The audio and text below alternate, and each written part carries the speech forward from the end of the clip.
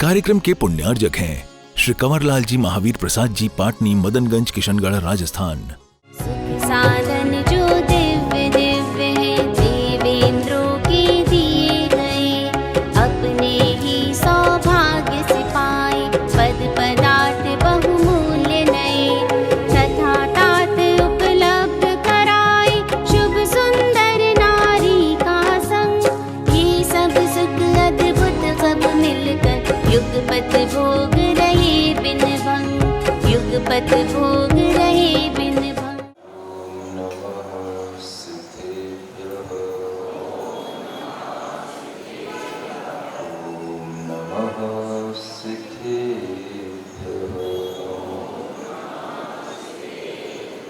शांतिनाथ पद पंकज चंचलिका,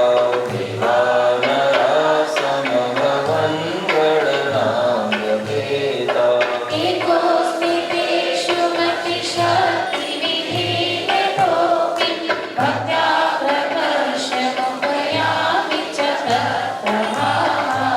दान जो कहा जाता था, आज लोग उस दान की महिमा नहीं मान रहे हैं। घर के बच्चे, पढ़े लिखे लोग मुनि महाराज के लिए दान देने से क्या होता है, मंदिरों में दान देने से क्या होता है, इसके लिए तो क्वेश्चन एराइज करते हैं।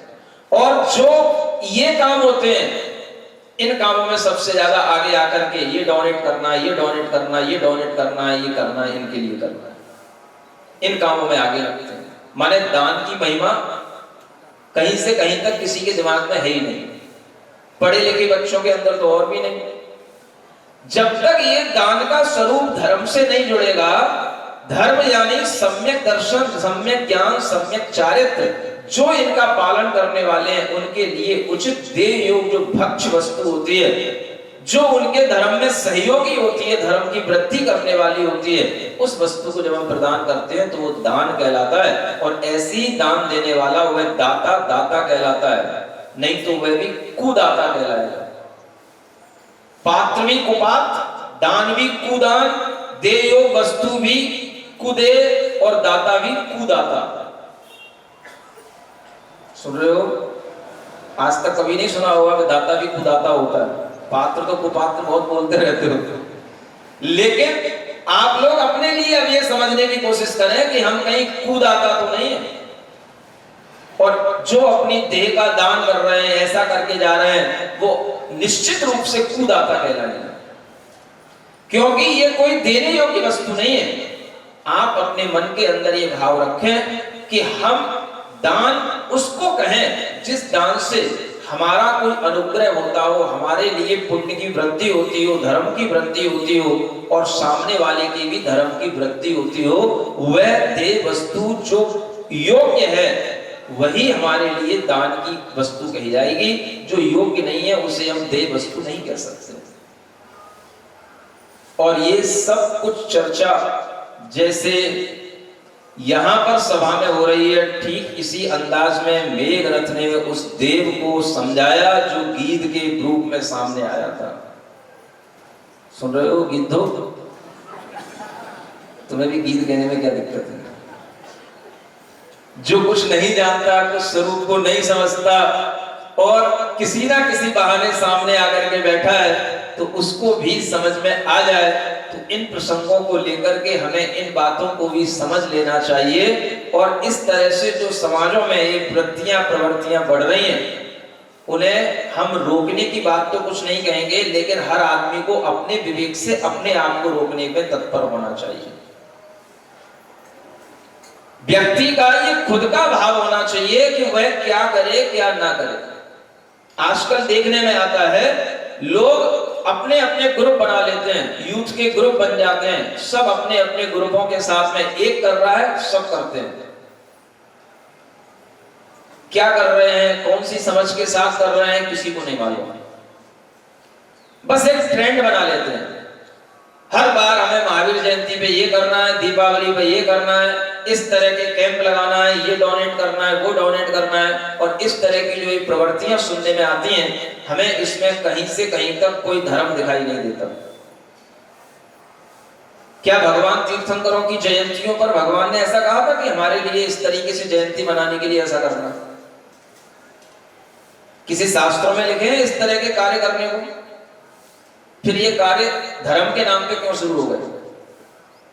ये धर्म नहीं है। धर्म के नाम पर धर्म के दिनों में तीर्थंकरों के जन्म आदि के अवसरों पर इन कार्यों को जोड़ना, ये मुझे बिल्कुल भी शोभा को प्राप्त नहीं होता है। और जैन धर्म के लोगों को इससे कोई गौरव महसूस नहीं करना चाहिए कि हमने इस प्रकार से कोई जयंतियां मना ली। बताओ आप लोगों को सही समझ में आ रहा है कि नहीं आ रहा है? गौरव वाले काम करो। तीर्थंकरों ने जिस तरह की अहिंसा का उपदेश दिया, ज्ञान का उपदेश दिया, आप उन दिनों में उनके तीर्थ की महिमा को बढ़ाने वाले काम करो। ऐसे दान के काम करो, ज्ञान को बढ़ाने वाले काम करो कि दूसरे अज्ञानी लोगों के पास तक वे ज्ञान की बातें पहुंचे। तीर्थंकर क्या होते हैं, दान क्या होता है, धर्म क्या होता है, इसको सरल शब्दों में बनाने वाली किताबें होती हैं। उन किताबों को वहां तक पहुंचाएंगे तो उनके ज्ञान की वृद्धि होगी, अज्ञान दूर होगा। ये तीर्थंकरों के तीर्थ का प्रभाव होता है। इस तरह के काम करने से कुछ नहीं होने का। और जब इस तरह से समझाते समझाते उस गीत को समझ में आ गया, तो मुझे लग रहा है कि सामने बैठे हुए गीतों को भी समझ में आ गया होगा। आ गया? कुछ परिवर्तन आएगा। मनोभाव हम खुद अपने विवेक से अपनी राह अलग चुने। भीड़ में जो लोग कर रहे हैं, हम उस भीड़ का हिस्सा ना बने, हम अपने विवेक से काम करें। हम अगर किसी को नहीं समझा सकते तो कोई बात नहीं, लेकिन हम तो खुद समझदार बनके अपने रास्ते पर चल सकते हैं। हम आपसे इतनी अपेक्षा रखते हैं। हर व्यक्ति अपने आप में समझदार होगा तो हमें किसी से कुछ कहने की जरूरत नहीं है। ये मत करो, ये करो, अपने आप सब कुछ सही होने लगेगा अगर व्यक्ति स्वयं अपनी विवेक से, अपनी समझदारी से काम करेगा। और इस तरह से जब वहां भी गीत को समझ में आ गया, इन गीतों को भी समझ में आ गया, तो वह सभा में बैठे हुए लोग पूछने लगे कि ये देव आपकी परीक्षा लेने के लिए क्यों आया? तो उन मेघरथ ने उसके पूर्वों की कहानी भी सुना दी। और वह उस कहानी को सुनकर के जो देव आया था, उस देव के लिए ऐसे भावों में परिवर्तन हुआ कि वो गीत बन के तो आया ही था, लेकिन यहाँ पर वह जब आया और उसने उपदेश सुना तो उसकी सारी मिथ्या मान्यताएं दूर हो गईं और उसकी समझ में आ गया कि ना तो हमें कभी मांस भक्षण करने का भाव करना चाहिए और ना ही ये मांस किसी को देने योग्य वस्तु होती है। ये मांस कभी दान देने योग्य वस्तु नहीं होती है। और उसने अपने अंदर वह सम्यक दर्शन, सम्यक ज्ञान के भाव अब प्राप्त कर लिए। देव को भी संबोधन मिल गया और इधर ये जो कबूतर था ये भी सुन रहा था। पंचेंद्रिय जीव है ये भी, और ये भी सुनते सुनते भीतर से सम्यक भाव से भर गया। और इन दोनों ने अपने मन में धर्म को धारण कर लिया। और ये दोनों, जो देव के रूप में वो जीव आया था वो तो अपने पर्याय को बदल करके चला ही गया, लेकिन इस कबूतर ने अपने मन में ऐसा धर्म धारण किया कि वह जीवन के अंत में संन्यास लेकर के संलेखना पूर्वक अपने शरीर को छोड़ करके उसने प्राण त्यागे, माने चारों प्रकार के आहार का त्याग करके इसने मरण किया। और फिर वह देवगति का जीव बना। इस तरह के धर्म उपदेशों के माध्यम से जो परिवर्तन आता है जीव के अंदर, इसी का नाम है धर्म की प्रभावना और इसी का नाम है धर्म के माध्यम से हमारे भावों की परिवर्तन की वृद्धि होना। ये भावों में परिवर्तन होना, ये उन मेघरथ राजा ने अपनी धर्म सभा में कितनी बार किया, करते ही रहते थे। और ऐसा लगता था कि जैसे सौधर्म स्वर्ग के देव, ईशान स्वर्ग के देव अगर कभी मनुष्यों की कोई चर्चा कर रहे हैं, किसी के गुणों की कोई चर्चा कर रहे हैं, तो ले दे करके उस टाइम पर उनके सामने एक ही नाम आता था। कौन सा? मेघरथ। एक ही नाम आता था उनके सामने। और उस मेघरथ के गुणों की चर्चा करते हुए, ये कितना देखो ज्ञानवान है कि किसी के बहकावे में आकर के इसने दान के विषय में भी कोई अनर्गल प्रवृत्ति नहीं की। नहीं तो वह सोचता कि जैसे पहले कोई राजा हुए हैं, उन्होंने दान दिया है, ऐसे हम भी इस तरह से अपने शरीर का मांस निकाल करके दे दें, हम भी उन्हीं राजाओं की श्रेणी में आ जाएंगे। ऐसी जो लौकिक दृष्टांत चला करते हैं, उनसे भी सम्यक दृष्टि जीव प्रभावित नहीं होते हैं, विवेक पूर्वक काम करते हैं। किसी ने किया होगा, लेकिन उसका नाम अगर भूगोल और इतिहास की पुस्तकों में भी लिखा है, तो जरूरी नहीं है कि वो कार्य सही है, उसकी प्रशंसा हर कोई करे। विवेकवान जीव हर कार्य की प्रशंसा देख करके करता है कि ये कार्य वास्तव में प्रशंसनीय है या नहीं है। और मेघरथ इसमें पास हुए, इंद्र की सभा में उनकी प्रशंसा हुई, और फिर वह प्रशंसा और आगे बढ़ जाती है। सभाएं तो मेघरथ की भी रोजाना लग रही हैं, और इंद्रों की सभाएं भी रोजाना लगती हैं। जैसे यहां पर दिन रात होते हैं, वैसे ही विदेश क्षेत्र में भी दिन रात होते हैं। और सभी लोगों को अब तो यह समझ ही लेना चाहिए कि विदेश क्षेत्र का मतलब कोई भोग भूमि नहीं है। विदेश क्षेत्र का मतलब इसी कर्म भूमि की तरह है, लेकिन यह कर्म भूमि और उस कर्म भूमि में यह अंतर है कि जैसे इस कर्म भूमि में अभी यहाँ पर तीर्थंकरों का सद्भाव नहीं है, वहां पर तीर्थंकरों का सद्भाव रहता है। या यहाँ पर जब चौथा काल था, जब आदिनाथ आदि महावीर पर्यंत 24 तीर्थंकर हुए, तब यहाँ पर जिस तरह का काल चलता था, ऐसा ही काल विदेश क्षेत्र में हमेशा चला करता है। ये अपने ज्ञान में रखना चाहिए।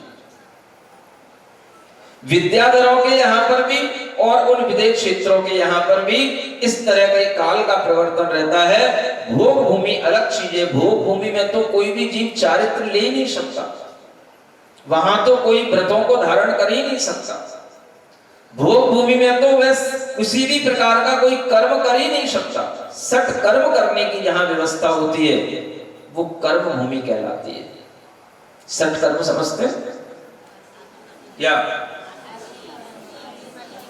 असी मसी कृषि विद्या वाणिज्य शिल्पी, षट कर्म जहां करके व्यक्ति अपना जीविका का उपार्जन करता है, उन्हीं षट कर्मों के माध्यम से वह उन षट कर्मों का त्याग करके फिर अपने नए षट आवश्यक कर्मों को करने लग जाता है।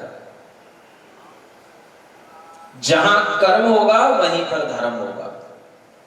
जहां षट कर्म होते हैं वहीं पर षट आवश्यक कर्म भी होते हैं। श्रावकों के षट आवश्यक कर्म भी होते हैं और साधुओं के षट आवश्यक कर्म भी होते हैं। सुन रहे हो? षट, षट माने 6, षट नहीं कह रहा हूं। क्या कह रहा हूं? षट माने 6, और वो षट होता है, वो षट अलग होता है। तो षट आवश्यक कर्म जो व्यक्ति कर रहा होता है, वही जब अपना जीवन धर्ममय करना चाहता है, तो साथ साथ में 6 आवश्यक क्रियाओं को, 6 आवश्यक कर्मों को भी जोड़ लेता है। तो श्रावक 6 कर्म करते हुए अपने 6 आवश्यक कर्मों को भी करता है। कौन से 6 आवश्यक कर्म है? सबको रटे पड़े हैं? कौन कौन से कर्म है बोलो?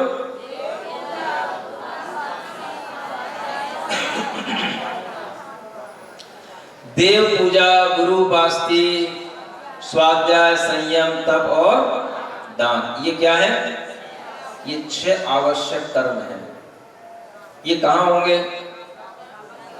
भोग भूमि में कि कर्म भूमि में? कर्म भूमि में होंगे। कर्म भूमियां कौन कौन सी हैं? जैसे ये भरत क्षेत्र है, वैसे ही विदेश क्षेत्र भी कर्म भूमि है, ऐरावत क्षेत्र भी कर्म भूमि है। इस 2.5 द्वीप के अंदर ये कर्म भूमियां, अगर हम विदेह को एक भूमि माने तो 5 मेरु संबंधी 5 विदेह हो जाते हैं, और एक मेरु संबंधी एक विदेह के साथ में एक भरत और एक ऐरावत देखें तो 5 ही भरत हो जाते हैं और 5 ही ऐरावत हो जाते हैं। तो कितने भरत क्षेत्र हो गए? 5 भरत हो गए 5 ऐरावत क्षेत्र, ऐरावत का क्षेत्र मतलब भरत क्षेत्र की तरह ही ऐरावत क्षेत्र दूसरे क्षेत्र होते हैं, और वहां पर भी ऐसे ही काल बदलता है जैसे यहाँ भरत क्षेत्र में बदलता है। यानी वहां पर भी अभी पंचम काल चल रहा है, जैसे यहाँ पर पंचम काल चल रहा है वहां पर भी पंचम काल चलता है। जब यहाँ पर चतुर्थ काल था वहां पर भी चौथा काल चलता है। तो भरत और ऐरावत में तो काल का परिवर्तन होता है, लेकिन विदेश क्षेत्र में काल हमेशा एक जैसा चलता है, जिसे चतुर्थ काल कहते हैं। तो कर्म भूमियां कितनी हो जाती हैं? 5 भरत, 5 ऐरावत और 5 विदेह। तो कुल मिलाकर के हम 15 कर्म भूमियों को समझ सकते हैं। कितनी कर्म भूमियां हैं? 15।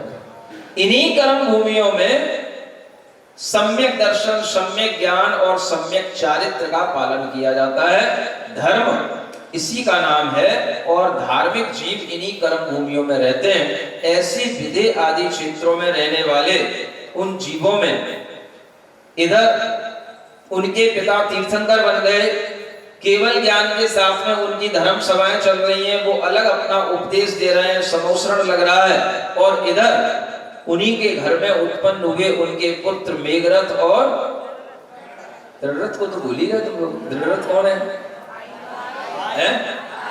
भाई है।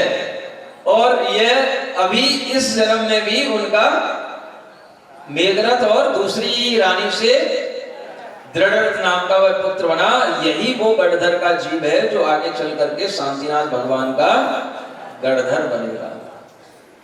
इंद्रों के माध्यम से धर्म सभा में चर्चा प्रशंसा के रूप में निरंतर चलती रहती है, और उनके गुणों की प्रशंसा करने के लिए जब जब देवलोग वहां चर्चा करते हैं तब तब कोई ना कोई देव उनकी परीक्षा कर लेने के लिए उनके सामने आ जाता है।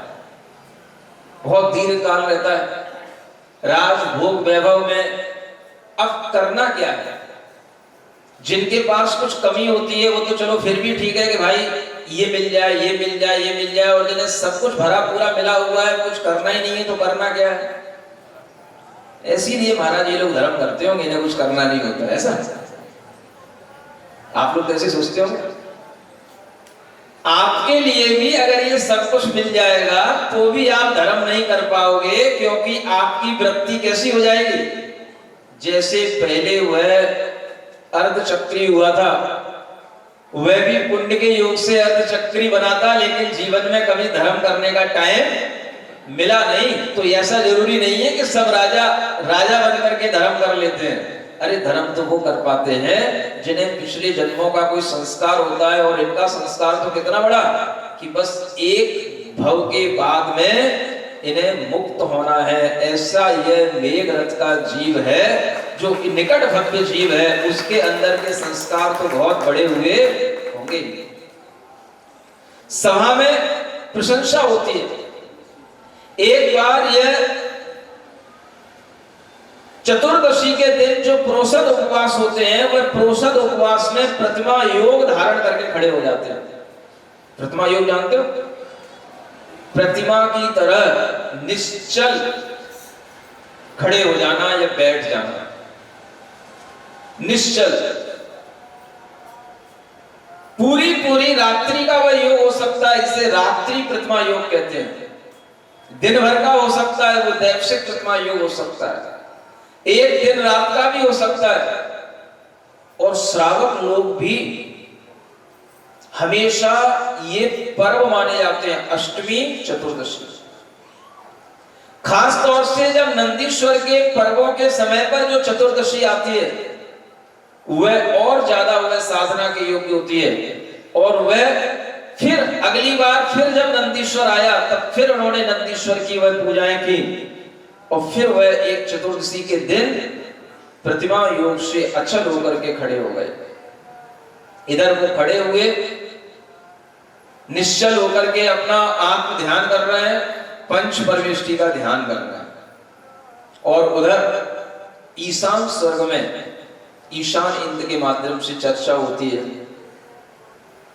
अगर कहीं पर आपको किसी श्रावक के अंदर आत्म ध्यान की दृढ़ता देखना है तो अभी वर्तमान में आज ही के दिन वह विदेश क्षेत्र की पुंडरीकणी नगरी में राजा मेघरथ को जाकर के देखो, वह प्रतिमा योग जैसा लिए खड़ा है। ऐसी निश्चलता दुनिया में किसी मनुष्य में नहीं मिलेगी। हो जाती है चर्चा, अच्छे लोगों की चर्चा अच्छी सभाओं में होती है, तो बुरे लोगों की चर्चा बुरी सभाओं में होती है। जब वहां चर्चा हुई, देवलोक में से कोई ना कोई, अनेक मिथ्या दृष्टि देव बैठे रहते हैं, उन्हें किसी की प्रशंसा पचती नहीं है। वो बिना वजह क्यों पच जाए? तो वो ऊपर से अपने आप स्वतंत्र होते हैं, आपके कहने से नहीं मानते, हम चलो चल करके देखते हैं, परीक्षा लेकर के देखते हैं, और वह आ जाते हैं। देव आए, आकर के उनके ऊपर उपद्रव करना शुरू कर दिया,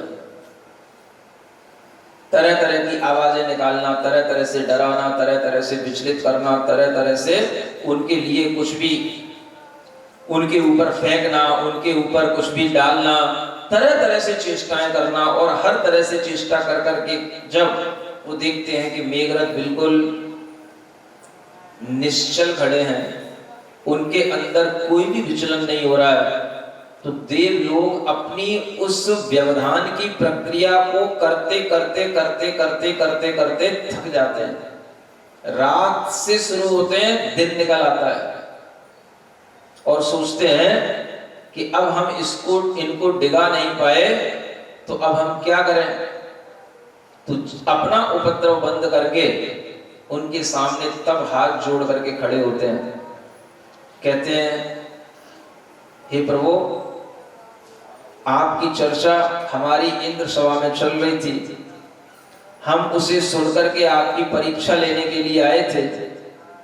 हम दुष्ट नहीं हैं, हम अच्छे देव हैं, लेकिन आपकी साधना से हमारी दुष्टता जरूर दूर हो गई, क्योंकि अब हम आज के अलावा कभी भी किसी श्रावक पर, जैन श्रावक पर ऐसा उपद्रव नहीं करेंगे जो धर्म भाव के साथ में ऐसे ध्यान साधना में खड़ा हो। और वे दोनों देव अपना रूप दिखा करके नमस्कार करके पुनः इंद्र सभा में पहुंचते और कहते हैं, आपने जैसा कहा था वैसा ही देखने को मिला, वैसा ही हमने वहां पर पाया। इस तरह की न जाने कितनी परीक्षाएं उन्होंने दे ली, और उनके राज्य का वह पूरा का पूरा जीवन काल ऐसी धर्म चर्चाओं से, सद उपदेशों से, समीचीन ज्ञान की प्रभावना से और अनेक तरह के देवों के द्वारा ली गई इस तरह की परीक्षाओं में पास होने से उनका जीवन पूरा का पूरा व्यतीत हो रहा है। व्यतीत हो रहा है। कितने दिन व्यतीत हो गए? मेघरथ राजा के साथ में कितने दिन व्यतीत हो गए? अभी मेघरथ राजा बनकर के जीवन जी रहे हैं। उनके जीवन की कुछ प्रमुख घटनाएं सुनिए आगे।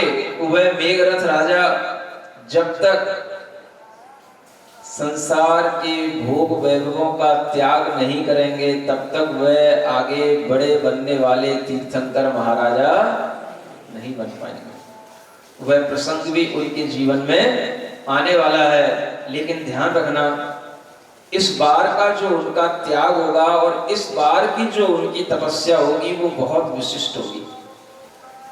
क्यों विशिष्ट होगी? अभी तक उन्होंने ऐसा कुछ भी भाव बंद नहीं किया जिसके कारण से वह आगामी भाव में तीर्थंकर बने। क्या सुन रहे हो? ये तो चल रहा है, ये तो पहले से सर्वज्ञ भगवान ने बता दिया, सो हम पढ़ रहे हैं, सुन रहे हैं, लेकिन अभी उन्होंने वो कार्य नहीं किया जिससे तीर्थंकर बनने की योग्यता आती है। वो कार्य क्या है वो आपको अगले एपिसोड में बताया जाएगा कि तीर्थंकर किस तरह की साधना से और किस तरह की भावना से तीर्थंकर वह अगले जन्म में बनेंगे। बीच में एक जन्म उन्हें और देव पर्याय का मिलेगा, उसके बाद में वह तीर्थंकर बनेंगे। तो हम ये जरूर सुने, जरूर समझने की कोशिश करें और जरूर ये भावना करें कि वह कौन सा भावबंध है जिसके माध्यम से इतनी शक्ति आती है कि असंख्य असंख्य जीवों को उद्धार करने की उनके अंदर योग्यता आ जाती है। वो भाव आपके लिए अगले दिनों में प्रस्तुत किया जाएगा। आज हम अब ध्यान के माध्यम से जो हमने सुना है हम अपने मन के अंदर उसकी धारणा बनाने की कोशिश करते हैं। नुमा बनाएं,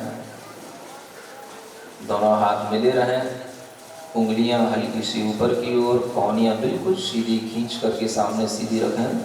हल्का सा दर्द भी हो जाए तो सहन करें, क्योंकि ये दर्द आपके आगे आने वाले दर्द को निकाल रहा है, ऐसा सोचना। अगर दर्द हो तो जरूर समझना कि निकट भविष्य में आपके पीछे कंधों के पास, गर्दन के पास आपको दर्द होने वाला है। वह दर्द अभी निकल जाएगा तो आगे नहीं होगा। आंखें बंद करें। ओम अरहं नमः।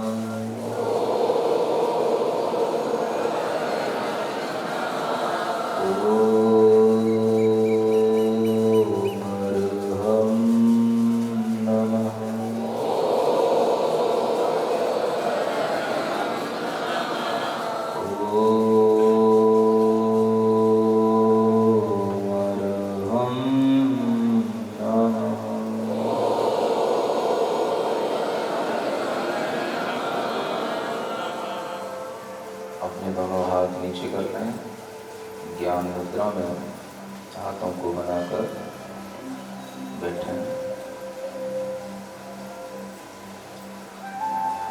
शांत भाव से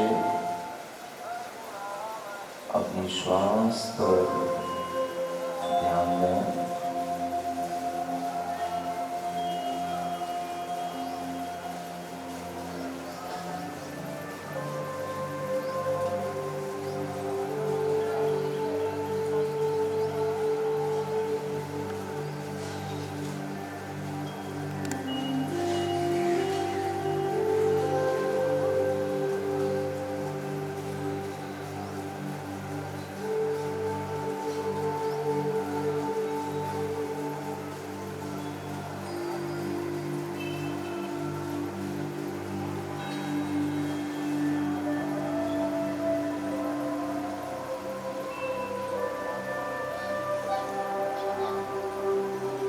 मन में विचार करें कि मैं तीर्थंकर भगवान के द्वारा बताए हुए धर्म के स्वरूप पर श्रद्धा रखता हूँ।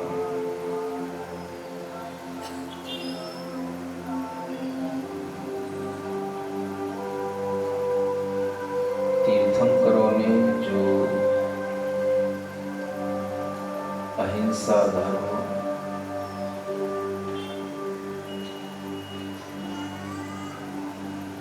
त्याग धर्म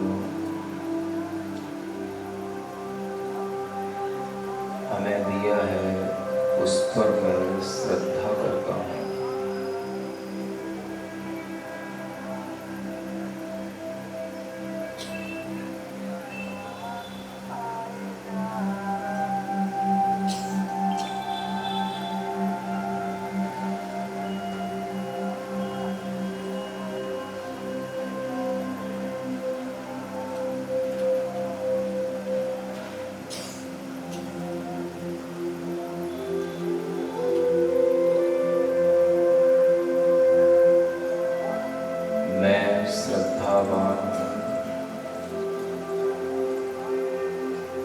ये विचार निरंतर बनाएं।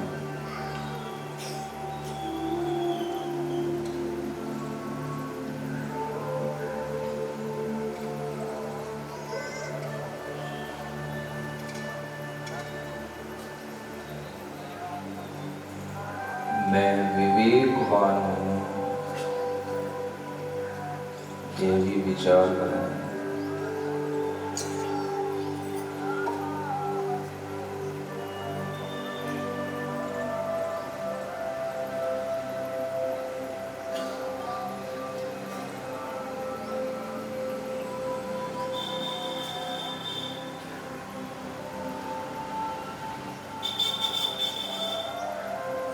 विवेकवान हूँ, मैं श्रद्धावान हूँ,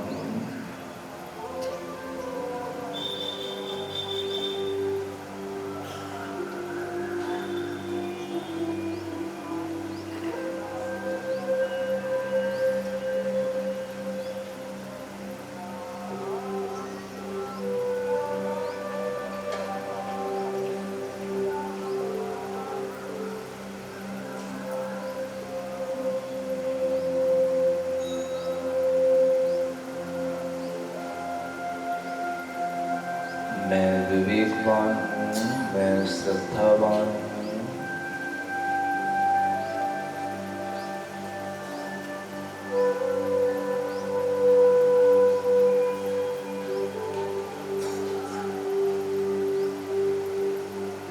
मेरी हर क्रिया श्रद्धा और विवेक के साथ होती है।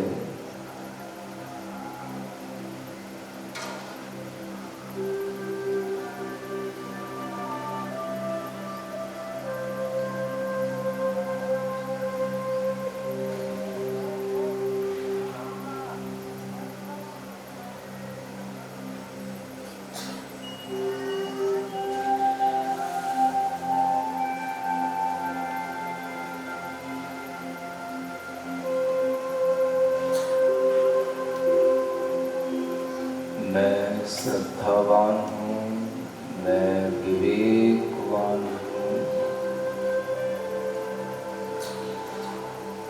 मैं क्रियावान हूँ,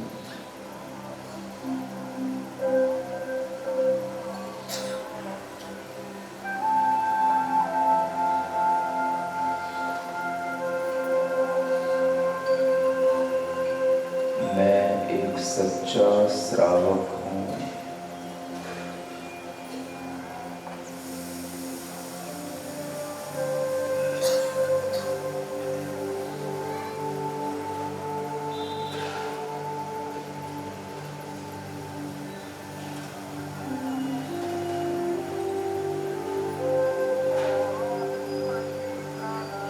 अपनी हथेलियाँ घसें, आँखों पर रखें, मुख पे रखें, शरीर पे रखें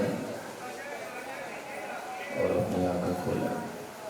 बोलो शांतिनाथ भगवान की जय।